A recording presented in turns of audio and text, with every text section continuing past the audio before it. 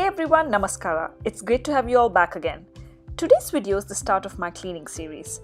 Spring is upon us, which means it's cleaning season. As I tackle the most common spaces every week in my house, spring cleaning for me is all about attacking areas that have been forever forgotten. So, let's start with the kitchen.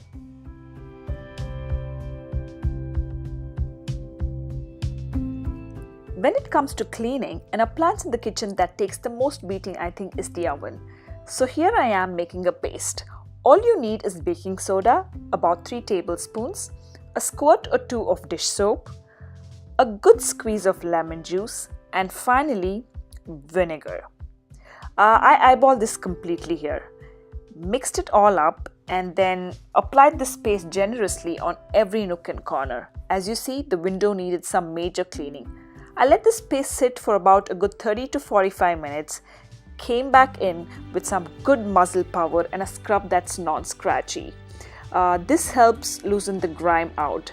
The paste really does work, but I think I should have used this scrub. It's called Dobie from Scotch-Brite, which actually did the job.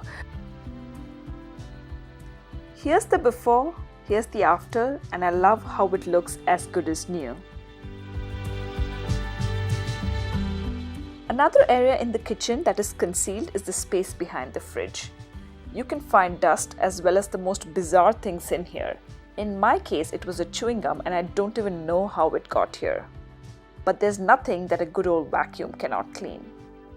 I am now moving on to my living area to deal with my carpet. For this, I am mixing a cup of baking soda and a few drops of lemon essential oil. You can use any oil that you wish to.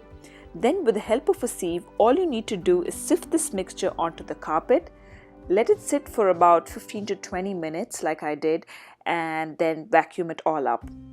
This is essentially a carpet deodorizer and can be used on any carpeted floor. I do vacuum my carpet twice a week, but there's an unpleasant smell that just lingers around always, so I just wanted to get rid of it and make it smell fresh for the spring.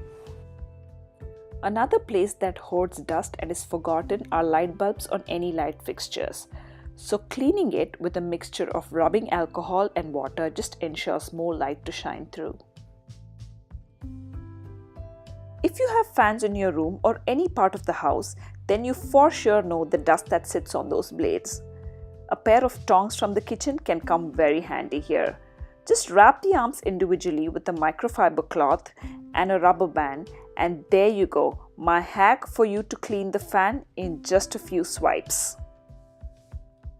This fancy tool can also be used to clean the blinds. If you are allergic to dust, then here's another way to do it. Use an old pillowcase and cover each blade to just pull the dust off. Easy peasy. Not to forget the vent grates. Just use the extension in your vacuum. I always like working from the top of the room down when cleaning. An easy way to clean the lampshade is by using a lint roller. Like blinds, curtains breed dust, and I have curtains everywhere in my house. So with the help of my son, I managed to clean it with a vacuum.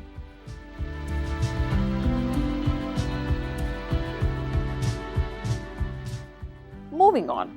An easy and frugal fix to deposits left by hard water is to immerse the shower head in a bowl full of vinegar.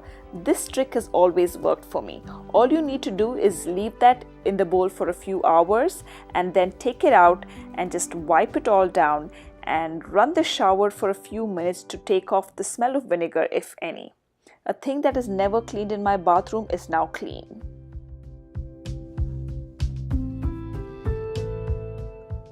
How often do I clean my baseboards?